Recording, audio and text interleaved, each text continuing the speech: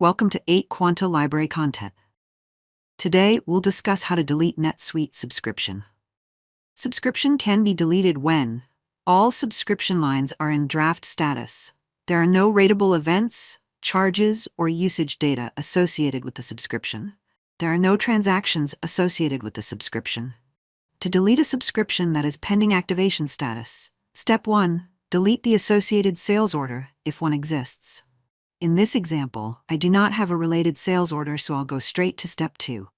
Step 2. Set each subscription line to draft status. View the subscription to be deleted. Click Edit.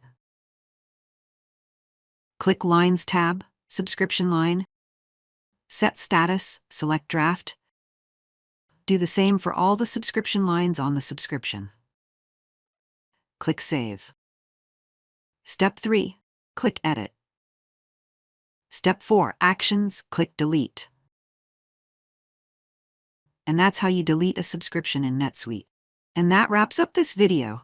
If you found it helpful, don't forget to like, share, and subscribe for more content. Thanks for watching, and see you in the next one.